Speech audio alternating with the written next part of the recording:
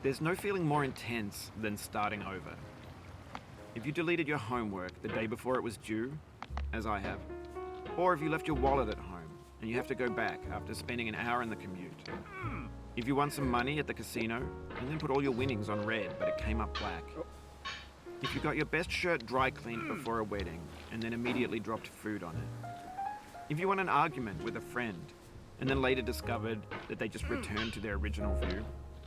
Starting over is harder than starting up.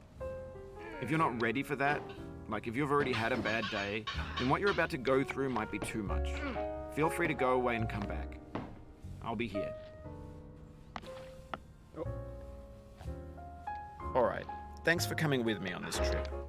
I'll understand if you have to take a break at any point. Just find a safe place to stop and quit the game. And don't worry, I'll save your progress, always, even your mistakes. This game is a homage to a free game that came out in 2002 titled Sexy Hiking. The author of that game was Jazuo, a mysterious Czech designer who was known at the time as the father of B games. And B games are rough assemblages of found objects. Designers slap them together very quickly and freely, and they're often too rough and unfriendly to gain much of a following. They're built more for the joy of building them than as polished products.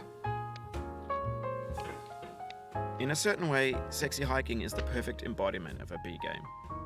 It's built almost entirely out of found and recycled parts, and it's one of the most unusual and unfriendly games of its time. In it, your task is simply to drag yourself up a mountain with a hammer. And that act of climbing, in the digital world or in real life, has certain essential properties that give the game its flavor. No amount of forward progress is guaranteed. Some cliffs are too sheer or too slippery. And the player is constantly, unremittingly in danger of falling and losing everything. Anyway, when you start Sexy Hiking, you're standing next to this dead tree that blocks the way to the entire rest of the game. It might take you an hour to get over that tree, and a lot of people never got past it. You prod and you poke at it, exploring the limits of your reach and your strength, trying to find a way up and over. And there's a sense of truth in that lack of compromise. Most obstacles in video game worlds are fake.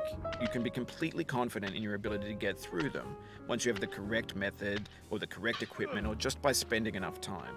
In that sense, every pixelated obstacle in Sexy Hiking is real.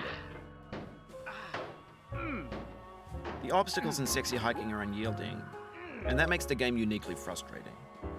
But I'm not sure Jazuo intended to make a frustrating game. The frustration is just essential to the act of climbing, and it's authentic to the process of building a game about climbing. A funny thing happened to me as I was building this mountain. I'd have an idea for a new obstacle, and I'd build it,